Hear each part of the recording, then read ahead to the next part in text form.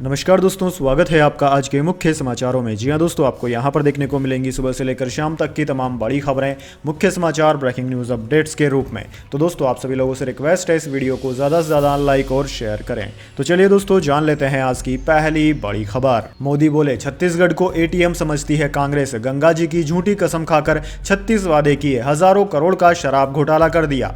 जी हाँ दोस्तों, प्रधानमंत्री नरेंद्र मोदी शुक्रवार सुबह 10:45 पर रायपुर पहुंचे और साइंस कॉलेज ग्राउंड से 7,000 करोड़ रुपए की योजनाओं का उद्घाटन शिलान्यास किया। प्रधानमंत्री के साथ मंच पर राज्य के मुख्यमंत्री भूपेश बघेल, केंद्रीय मंत्री नितिन गडकरी, मनसुख मांडविया भी मौजूद थे। प्रधानमंत्री ने सभा को संबोधित करते हुए कहा कि आज जिन योजनाओं का उद्घाटन शिलान्यास किया गया है उनसे छत्तीसगढ़ की विकास यात्रा और बेहतर होगी। प्रधानमंत्री ने इसके बाद साइंस कॉलेज ग्राउंड में ही भाजपा की विजय संकल्प रैली को संबोधित भी किया। पीएम ने कहा कि छत्तीसगढ़ का निर्माण भाजपा ने किया है, यहाँ के लोगों को भाजपा ही समझती है। पिछले चुनाव में कांग्रेस पार्टी ने गंगा जी की झूठी कसम खाई, शराबबंदी समेत 36 वादे किए, लेकिन वादे पूरे नहीं किए। हजारों करोड़ का शराब घोटाला कर दिया। छत्तीसगढ़ की कांग्रेस सरकार भ्रष्टाचार और कुशासन का मॉडल है। इसके बाद दोस्तों, अगली बड़ी खबर। बालिंग पहलवानों का यौन शोषण मामला, डब्ल्यूएफआई के पूर्व अध्यक्ष ब्रजभूषण को कोर्ट में पेश होने का आदेश, सेक्रेटरी विनोद को भी समन। जी हां दोस्तों, भारतीय कुश्ती संघ के पूर्व अध्यक्ष ब्रजभूषण पर 6 बालिंग पहलवानों के यौन शोषण केस की शुक्रवार को दिल्ली की राउज एवेन्यू कोर्ट में सुनवाई हुई। कोर्ट ने ब्रजभूषण शरण सिंह और उनके सेक्रेटरी विनोद तोमर को तलब किया। इसको लेकर कोर्ट ने समन जारी कर दोनों को 18 जुलाई को कोर्ट में पेश होने का आदेश दिया। इससे पहले इस केस की सुनवाई 1 जुलाई को हुई थी। दिल्ली की राउज एवेन्यू कोर्ट ने यौन उत्पीड़न मामले में दायर आरोप पत्र पर संज्ञान लेने पर विचार के लिए 7 जुलाई की तारीख तय की थी। दोस्तों, ब्रजभूषण शरण सिंह के खिलाफ नाबालिग पहलवान के बयानों पर दर्ज केस की क्लोजर रिपोर्ट पर बीते मंगलवार को दिल्ली की राउज एवेन्यू कोर्ट में सुनवाई हुई। कैंसिलेशन रिपोर्ट पर चर्चा के बाद कोर्ट ने बयान बदलने पर नाबालिग पहलवान और उसके पिता को नोटिस जारी कर बयान बदलने की वजह पूछी। कोर्ट ने 1 अगस्त तक जवाब मांगा है। इसके बाद दोस्तों, अगली बड़ी खबर। बीजेपी ने 4 राज्यों के चुनाव प्रभारियों का ऐलान किया। भूपेंद्र यादव को एमपी तो राजस्थान में प्रहलाद जोशी को कमान। जी हां दोस्तों, भारतीय जनता पार्टी ने इसी साल 4 राज्यों में होने वाले विधानसभा चुनावों के लिए अपने चुनाव प्रभारियों की नियुक्ति कर दी है। इसी क्रम में बीजेपी ने राजस्थान में प्रहलाद जोशी को चुनाव प्रभारी नियुक्त किया, जबकि नितिन पटेल और कुलदीप बिश्नोई को सह प्रभारी बनाया गया है। उधर दोस्तों, मध्य प्रदेश में भूपेंद्र यादव को चुनाव प्रभारी की कमान सौंपी गई है। साथ ही अश्विनी वैष्णव सह प्रभारी बनाया गया है। इसके साथ ही छत्तीसगढ़ में ओम प्रकाश माथुर को चुनाव प्रभारी और मनसुख मांडविया को सह प्रभारी बनाया, और तेलंगाना में प्रकाश जावड़ेकर को चुनाव प्रभारी और सुनील बंसल को सह प्रभारी की जिम्मेदारी दी गई है। दोस्तों, बीजेपी ने राजस्थान में आगामी विधानसभा के लिए प्रहलाद जोशी को बड़ी जिम्मेदारी सौंपी। वहीं गुजरात के पूर्व डिप्टी सीएम नितिन पटेल और कुलदीप बिश्नोई को सह प्रभारी बनाया है। इसके बाद दोस्तों, अगली बड़ी खबर। सनातन भारत का जीवंत उदाहरण है गीता प्रेस, शताब्दी समारोह में बोले सीएम योगी आदित्यनाथ। जी हां दोस्तों, यूपी के सीएम योगी आदित्यनाथ ने कहा है कि गीता प्रेस अपनी 100 वर्ष की शानदार यात्रा को लेकर आगे बढ़ा है, लेकिन विगत 75 वर्षों में आज तक कोई प्रधानमंत्री गीता प्रेस में नहीं गया, क्योंकि यह सनातन भारत का जीवंत उदाहरण है। वो गोरखपुर में गीता प्रेस के शताब्दी समारोह में बोल रहे थे। योगी आदित्यनाथ ने कहा कि ये नए भारत के प्रधानमंत्री का अनुयायी बनकर उनके मार्ग का अनुसरण करते हुए दुनिया की सबसे बड़ी ताकत के रूप में स्थापित करने के उनके संकल्प के साथ कार्य कर रहा है। योगी ने कहा कि हम सभी ने बीते 9 वर्षों में भारत के विकास की यात्रा के साथ साथ आस्था और विरासत को मिल रहे सम्मान व वैश्विक स्तर पर मिल रही पहचान को देखा है। यूपी के सीएम ने कहा कि योग भारत की अति प्राचीन विद्या रही है, लेकिन पहली बार योग को वैश्विक मान्यता मिली है। 21 जून की तिथि को संयुक्त राष्ट्र संघ के द्वारा विश्व योग दिवस के रूप में मान्यता देकर माननीय प्रधानमंत्री जी के प्रस्ताव को वैश्विक मान्यता दी गई है। इसके बाद दोस्तों, अगली बड़ी खबर। बालासोर ट्रेन हादसे में रेलवे के 3 अधिकारी अरेस्ट, गैर इरादतन हत्या का केस दर्ज, गई थी 292 लोगों की जान। जी हां दोस्तों, ओडिशा के बालासोर में 2 जून को हुए भीषण रेल हादसे में सीबीआई ने 3 रेलवे कर्मचारियों को गिरफ्तार कर लिया। तीनों को आईपीसी की धारा 304 के तहत गिरफ्तार किया गया है। दोस्तों, आपकी जानकारी के लिए बता दें, इस हादसे में 292 लोगों की मौत हो गई थी। आईपीसी की धारा 304 के तहत गैर इरादतन हत्या का केस दर्ज किया जाता है। सजा में अपराध की गंभीरता के आधार पर आजीवन कारावास और जुर्माना या कठोर कारावास शामिल है। गैर इरादतन हत्या का दायरा व्यापक होता है और सभी गैर इरादतन हत्या नहीं होती है। इसके बाद दोस्तों अगली बड़ी खबर, गर्मी ने 3 दिन तोड़ा रिकॉर्ड, पूरी दुनिया को हुआ बुखार, वजह क्लाइमेट चेंज और अल नीनो। जी हां दोस्तों, 3 जुलाई से 5 जुलाई 2005 तक दुनिया ने रिकॉर्ड तोड़ गर्मी महसूस की। 1989 के बाद पहली बार इस स्तर की गर्मी हुई है, या तो 44 साल पहले उस समय के तापमान की बराबरी हुई है, या फिर चढ़ते पारे ने उसे भी पीछे छोड़ दिया है। दरअसल दोस्तों 3 जुलाई को दुनिया का औसत तापमान 17 डिग्री सेल्सियस था, लेकिन 4 और 5 जुलाई को इसके भी आगे बढ़ गया। 4 और 5 जुलाई को औसत तापमान 17.2 डिग्री सेल्सियस हो गया। आप कहेंगे कि ये कोई तापमान है, ये तो कुछ भी नहीं है, लेकिन यहाँ बात दोस्तों हो रही है पूरी दुनिया के औसत तापमान की। यह उत्तरी और दक्षिणी गोलार्ध के तापमान का औसत है। ध्रुवों पर इस समय सर्दी है। तापमान में इस बढ़ोतरी की वजह है जलवायु परिवर्तन और अल नीनो को माना जा रहा है।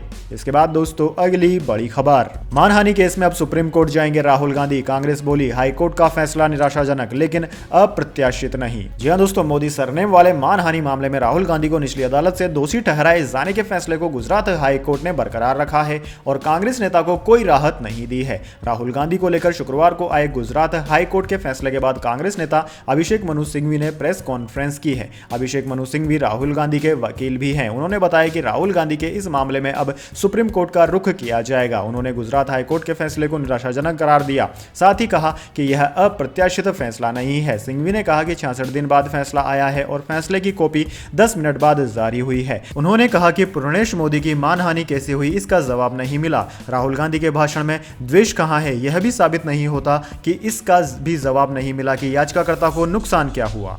इसके बाद दोस्तों अगली बड़ी खबर, ट्विटर ने मेटा को लीगल एक्शन की धमकी दी। मस्क बोले कंपटीशन ठीक है पर चीटिंग नहीं। 2 दिन पहले लॉन्च हुआ थ्रेड्स। जी हां दोस्तों, मेटा की नई माइक्रो ब्लॉगिंग साइट थ्रेड्स की लॉन्चिंग के 1 दिन बाद ही ट्विटर ने उसे लीगल नोटिस भेजा है। ट्विटर के वकील एलेक्स स्पैरो ने मेटा के सीईओ मार्क जकरबर्ग को भेजे नोटिस में ट्विटर के पूर्व कर्मचारियों को नौकरी पर रखकर उनके बिजनेस सीक्रेट्स और इंटेलेक्चुअल प्रॉपर्टी को गैरकानूनी रूप से इस्तेमाल करने का आरोप लगाया। ट्विटर ने दावा किया है कि उसके पूर्व कर्मचारियों के पास कॉन्फिडेंशियल इंफॉर्मेशन का एक्सेस था। इसी का फायदा उठाकर मेटा ने स्टेट एंड फेडरल लॉ दोनों का उल्लंघन करते हुए ट्विटर का कॉपीकैट ऐप बनाया है। ट्विटर के मालिक एलन मस्क ने कहा कि कंपटीशन ठीक है लेकिन चीटिंग नहीं। वहीं मेटा ने ट्विटर के आरोपों को खारिज कर दिया। मेटा के कम्युनिकेशन डायरेक्टर एंटी स्टोन ने थ्रेड्स पोस्ट के जरिए लिखा कि थ्रेड्स इंजीनियरिंग टीम में ट्विटर का कोई भी पूर्व कर्मचारी नहीं है। थ्रेड्स को बुधवार रात करीब 11:30 बजे 100 देशों में लॉन्च किया गया था। 16 घंटे में ही इसने 3 करोड़ यूजर्स का आंकड़ा पार कर लिया। इसके बाद दोस्तों अगली बड़ी खबर, एशियन गेम्स को लेकर बीसीसीआई का बड़ा फैसला, अब आईपीएल की तर्ज पर होगा ये घरेलू टूर्नामेंट। जी हां दोस्तों, भारतीय क्रिकेट नियंत्रण बोर्ड बीसीसीआई की शीर्ष परिषद अपेक्स काउंसिल की शुक्रवार को मुंबई में बैठक आयोजित की गई। इस बैठक में बोर्ड ने क्रिकेट से जुड़े कुछ अहम फैसले लिए। इसी कड़ी में बीसीसीआई ने सितंबर-अक्टूबर में हांगझो एशियन गेम्स के लिए पुरुष और महिला टीमों की भागीदारी की मंजूरी दे दी। बीसीसीआई ने एक नोट में कहा कि व्यस्त अंतर्राष्ट्रीय कार्यक्रम को देखते हुए एशियाई खेलों के लिए टीम उतारना एक चुनौती होगी, लेकिन राष्ट्र के लिए खेलना भी महत्वपूर्ण है और चुनौतियों से उभरते हुए दोनों वर्गों में भारतीय टीम खेलेगी। एशियन गेम्स का आयोजन 23 सितंबर से 8 अक्टूबर तक किया जाना है। एशियाई खेलों की तारीखें ओडीआई वर्ल्ड कप 5 अक्टूबर यानी कि 5 अक्टूबर से 19 नवंबर से टकरा रही है, जिसके चलते पुरुष इवेंट में 2M दर्जे की भारतीय टीम चीन जाएगी। वहीं महिला वर्ग में फुल स्ट्रेंथ टीम को भेजा जाएगा। रिपोर्ट्स के मुताबिक शिखर धवन एशियन गेम्स 2022 में भारतीय पुरुष क्रिकेट टीम की कप्तानी कर सकते हैं। एशियन गेम्स में पुरुष प्रतिस्पर्धा 28 सितंबर से शुरू होगी, जबकि 19 सितंबर से महिलाओं की स्पर्धा शुरू होगी। इसके बाद दोस्तों अगली बड़ी खबर, पाकिस्तान ने यूएनएससी में फिर उठाया कश्मीर का मुद्दा। भारत बोला पाकिस्तान कट्टरता में डूबा, हमें समझ नहीं सकता, उसकी सोच से फर्क नहीं पड़ता। जी हां दोस्तों, भारत ने संयुक्त राष्ट्र सुरक्षा परिषद यानी कि यूएनएससी में एक बार फिर पाकिस्तान को लताड़ा है। बुधवार को ब्रिटेन में हुई यूएनएससी की एक बैठक में पाकिस्तान ने फिर जम्मू कश्मीर का मुद्दा उठाया। इस पर यूएन में भारत के मिशन काउंसलर आशीष शर्मा ने कहा कि लद्दाख और जम्मू कश्मीर हमेशा भारत का अभिन्न हिस्सा थे और रहेंगे। इस पर पाकिस्तान क्या सोचता है, क्या चाहता है, इससे कोई फर्क नहीं पड़ता। ब्रिटेन में यूएनएससी के members children and armed conflict पर चर्चा में शामिल हुए थे। इस दौरान पाकिस्तान के डिप्लोमेट मुनीर अकरम ने अपने बयान में कश्मीर का मुद्दा उठाया। अकरम ने कहा कि चिल्ड्रन एंड आर्म्ड कॉन्फ्लिक्ट पर UN secretary general Antonio Guterres की नई रिपोर्ट में भारत का जिक्र नहीं है, जो एक गलती है। इसके बाद दोस्तों अगली बड़ी खबर, 72 हुरों पर मचा बवाल, फिल्म मेकर अशोक पंडित को मिली धमकियां, घर दफ्तर की बढ़ाई गई सुरक्षा।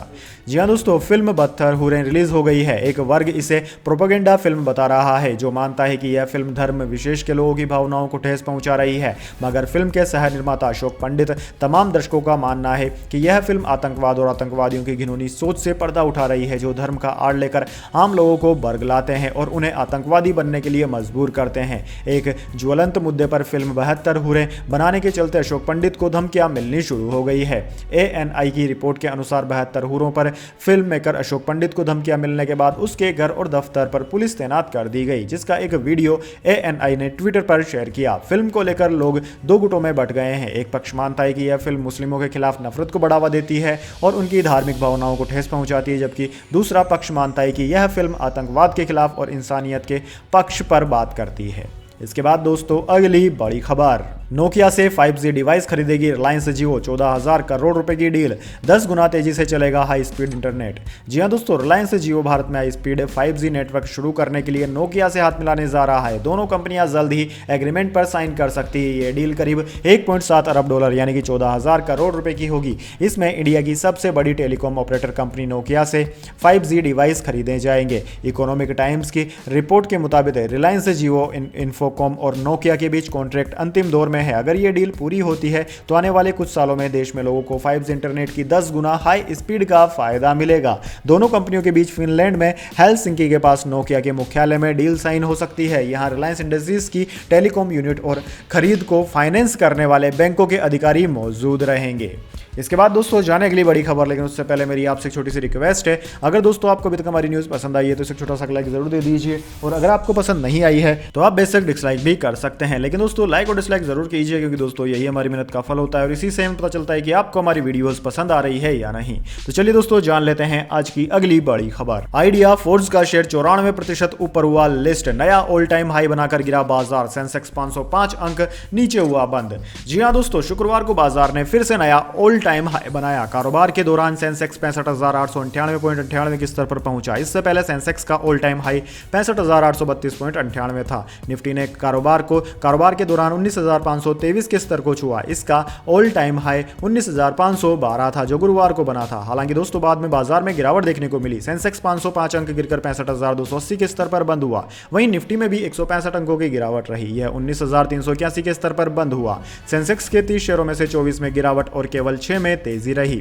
टाटा मोटर्स का शेयर 3.6% चढ़ा, वहीं पावर ग्रिड में 2.6% की गिरावट रही। इसके अलावा दोस्तों बात करें निफ्टी 50 के टॉप गेनर्स और टॉप लूजर्स की, तो टॉप गेनर्स में टाटा मोटर्स, टाइटन और महिंद्रा एंड महिंद्रा रहे, जबकि टॉप लूजर्स में अडानी पोर्ट्स, पावर ग्रिड और अपोलो हॉस्पिटल रहे।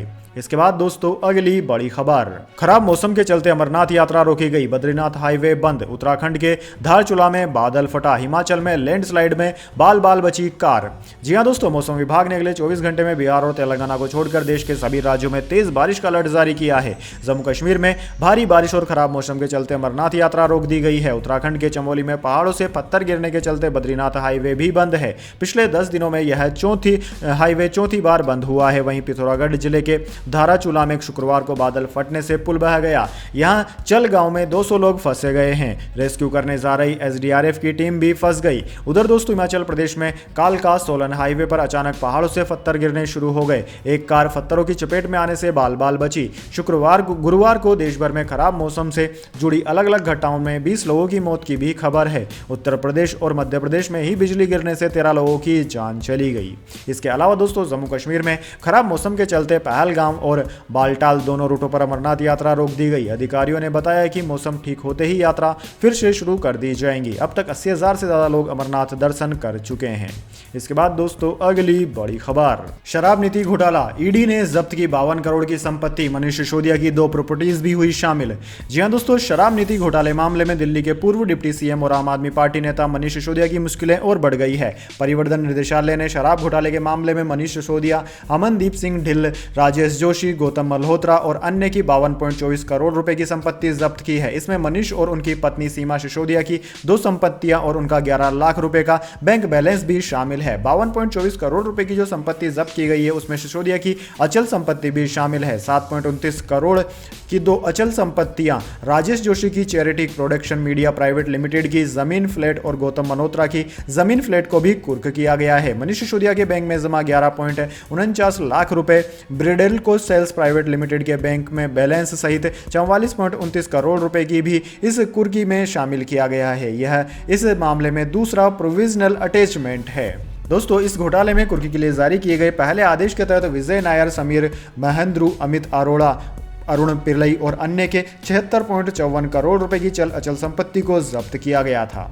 इसके बाद दोस्तों अगली बड़ी खबर, खिचड़ी पुलाव बिरयानी खीर खाओ, जयंत चौधरी के ट्वीट से यूपी की सियासी हलचल तेज। जी हां दोस्तों, राष्ट्रीय लोकदल के अध्यक्ष जयंत चौधरी के ट्वीट से यूपी की सियासत में हलचल बढ़ गई है। बीजेपी में शामिल होने की अटकलों के बीच जयंत चौधरी के यह ट्वीट यूपी की राजनीति में चर्चा का विषय बने हुए हैं। जयंत के इन ट्वीट को लेकर सवाल उठने लगे हैं कि आखिर जयंत क्या पका रहे हैं। कहीं जयंत का ये गठबंधन को लेकर कोई बड़ा इशारा तो नहीं? क्या जयंत कोई बड़ा संकेत देना चाहते हैं? दोस्तों, माना जा रहा है कि कहीं जयंत का यह संकेत एनडीए को लेकर तो नहीं है। रालोद अध्यक्ष जयंत चौधरी ने ट्वीट कर लिखा है कि खिचड़ी पुलाव बिरयानी जो पसंद है खाओ, वैसे चावल खाने हैं तो खीर खाओ। जयंत के इन ट्वीट ने उन्हें उस बात को हवा दे दी है जिसमें कहा जा रहा था कि जयंत चौधरी 2024 से पहले कोई बड़ा उलटफेर कर सकते हैं। हालांकि जयंत चौधरी ने पहले ही साफ कर दिया है कि वह बीजेपी में शामिल नहीं होना चाहते हैं, लेकिन जयंत चौधरी के ये ट्वीट्स लोकसभा चुनाव 2024 में उलटफेर के रूप में देखे जा रहे हैं। इसके बाद दोस्तों अगली बड़ी खबर, उद्धव ने धोखा दिया, 2019 के राजनीतिक संकट पर देवेंद्र फडणवीस ने ठाकरे को ठहराया जिम्मेदार। जी हां दोस्तों, बीजेपी के वरिष्ठ नेता देवेंद्र फडणवीस का कहना है कि महाराष्ट्र की सियासत में जो कुछ भी हो रहा है उसके लिए शिवसेना के प्रमुख उद्धव ठाकरे जिम्मेदार हैं। एनसीपी में टूट से पहले फडणवीस ने न्यूज एजेंसी एएनआई की संपादकीय स्मिता प्रकाश से बातचीत की। उन्होंने शरद पवार द्वारा विपक्ष को एकजुट करने की भूमिका की तारीफ की। साथ ही उन्होंने साल 2019 में महाराष्ट्र के पॉलिटिकल ड्रामा पर कहा कि उद्धव ठाकरे ने बीजेपी को धोखा दिया और कांग्रेस व एनसीपी के साथ मिलकर सरकार बना ली। देवेंद्र फडणवीस ने कहा कि महाराष्ट्र में गठबंधन को बहुमत आने के बाद जब उद्धव ठाकरे को यह समझ आया कि बीजेपी को अकेले बहुमत मिलने के लिए आंकड़े ओड यानी कि विषम है, तो वह सरकार बनाने के लिए अलग दिशा में चले गए। उद्धव जी ने यह निर्णय लिया कि वो हमसे अलग होंगे और बाकी 2 पार्टियों के साथ जाएंगे। हालांकि ताकि सरकार बनाई जा सके, अगर हमारे पास 10 और सीट होती तो उद्धव ठाकरे ने ऐसा नहीं किया होता। उन्होंने ऐसा किया क्योंकि हमारे पास सीट कम थी। हमारा गठबंधन टूटा क्योंकि चुनाव के बाद इस तरह के नंबर आए थे। इसके बाद दोस्तों अगली बड़ी खबर, जनता की हो गई बल्ले बल्ले, फ्री मिलेगी बिजली, सरकार ने की घोषणा। जी हां दोस्तों, बिजली लोगों की मूलभूत आवश्यकताओं में से एक है। जो लोग बिजली का इस्तेमाल करते हैं उतनी इस्तेमाल कर सकते हैं, उस हिसाब से लोगों को बिजली का बिल भी भरना होता है। हालांकि अब कई राज्य सरकारों की ओर से लोगों को मुफ्त बिजली भी मुहैया करवाई जा रही है। दरअसल दोस्तों ताज़ा मामला कर्नाटक का है। कांग्रेस सरकार की गारंटी योजना गृह ज्योति के जरिए लोगों को फ्री बिजली मिलेगी। इसके तहत घरों को 200 यूनिट मुफ्त बिजली दी जाएगी। इसको लेकर रजिस्ट्रेशन का काम भी चल रहा है। 1 जुलाई से सभी पात्र उपभोक्ताओं को मुफ्त बिजली मिल सकती है। उन्हें इस महीने के बिल अगस्त में मिलेंगे। उपभोक्ता बिजली कार्यालयों में भी जा सकते हैं, अपना पंजीकरण पूरा वहां जाकर वे करवा सकते हैं। इसके बाद दोस्तों अगली बड़ी खबर, मैकडोनाल्ड्स ने बर्गर से टमाटर हटाया, कहा अच्छी क्वालिटी के टमाटर नहीं मिल रहे, देश में कई जगह कीमतें 250 रुपए प्रति किलो। जी हां दोस्तों, मैकडोनाल्ड्स ने बर्गर से टमाटर को हटा दिया है। मैकडोनाल्ड्स इंडिया की नॉर्थ एंड ईस्ट फ्रेंचाइजी ने शुक्रवार को कहा कि ऐसा सीजनल इशू की वजह से कुछ समय के लिए किया गया है। सारी कोशिशों के बाद भी हमें अच्छी क्वालिटी के टमाटर नहीं मिल पा रहे हैं। फ्रेंचाइजी ने कहा है कि हम इसका समाधान खोज रहे हैं और जल्द ही इसे हम हमारे आइटम्स में शामिल करेंगे। उधर दोस्तों भारी बारिश के कारण देश में टमाटर की 250 रुपए प्रति किलोग्राम तक पहुंच गई है। उत्तराखंड के गंगोत्री धाम में टमाटर 250 रुपए प्रति किलो मिल रहा है। वहीं उत्तरकाशी जिले में ये 180 से 200 रुपए प्रति किलो के भाव पर बिक रहा है। इसके बाद दोस्तों अगली बड़ी खबर, बाबर आजम बोले इंडिया पाकिस्तान का मैच वर्ल्ड कप से बड़ा नहीं। पाकिस्तानी कप्तान ने कहा हमारा मकसद चैंपियन बनना, उसके लिए सभी को हराना होगा। जी हां दोस्तों, पाकिस्तान क्रिकेट टीम के कप्तान बाबर आजम ने कहा है कि इंडिया पाकिस्तान का मुकाबला वर्ल्ड कप चैंपियनशिप से बड़ा नहीं है। उन्होंने कहा है कि सिर्फ भारत को हराना काफी नहीं है, 8 और टीमें हैं जिनको हराने के बाद ही पाकिस्तान फाइनल खेल सकेगी। टीम का मकसद चैंपियन बनना है। मैच किसी भी वेन्यू पर हो, पाकिस्तान सभी टीमों के लिए तैयार है। वनडे वर्ल्ड कप दोस्तों 5 अक्टूबर से भारत में खेला जाएगा। भारत और पाकिस्तान के बीच मुकाबला 15 अक्टूबर को अहमदाबाद के नरेंद्र मोदी स्टेडियम में होगा। दोस्तों आपकी जानकारी के लिए बता दें, पाकिस्तान टीम श्रीलंका दौरे से पहले कराची में ट्रेनिंग कैंप कर रही है। यहां बाबर आजम ने कहा कि हम वर्ल्ड कप खेलने जाएंगे, न कि सिर्फ भारत से खेलने जाएंगे। भारत के अलावा 8 टीमें और भी रहेंगी। हमारा फोकस सिर्फ एक टीम पर नहीं बल्कि पूरे टूर्नामेंट पर है। हम सभी के खिलाफ अच्छा बेहतर खेल दिखाकर जीतने का प्लान बना रहे हैं। वहीं दोस्तों पाकिस्तान सरकार ने अब तक टीम का भारत जाना कंफर्म नहीं किया है। इस पर बाबर बोले कि मैच कहीं भी किसी के भी खिलाफ हो, टीम पूरी तरह तैयार है। हम प्रोफेशनल क्रिकेट खेलेंगे। इंटरनेशनल लेवल पर आप किसी भी तरह की कंडीशन में खेलने के लिए तैयार रहते हैं। मैं एक खिलाड़ी और कप्तान के रूप में इस तरह के चैलेंज को लेता हूं और हर देश में ज्यादा से ज्यादा रन बनाने की कोशिश करता हूं। मैं हर बार पाकिस्तान को जीतते हुए देखना चाहता हूं। तो दोस्तों यह थी आज की तमाम बड़ी खबरें। इसके बाद दोस्तों बारी आती है आज के माइंड क्यूज क्वेश्चन की। जी हां दोस्तों, एक आसान से सवाल का जवाब देकर आप जीत सकते हैं एक अमेजिंग सरप्राइज गिफ्ट हमारे यूट्यूब चैनल की ओर से। तो दोस्तों आज का सवाल आपकी स्क्रीन पर आ चुका है। भारत के वर्तमान विदेश मंत्री का नाम क्या है? जी हां दोस्तों, अगर आप जानते हैं भारत के वर्तमान विदेश मंत्री का नाम तो जल्दी से कमेंट बॉक्स में लिख दीजिए। अगर दोस्तों आपका जवाब होता है एकदम सही और आप चुन जाते हैं लकी विजेता के रूप में, तो आपको मिल सकता है एक सरप्राइज गिफ्ट हमारे यूट्यूब चैनल की ओर से। तो दोस्तों जल्दी से अपना उत्तर कमेंट बॉक्स में लिख दीजिए, वीडियो को लाइक कर लीजिए और चैनल को सब्सक्राइब करके बेल आइकन भी दबा लीजिए। धन्यवाद। वंदे मातरम। जय हिंद, जय भारत।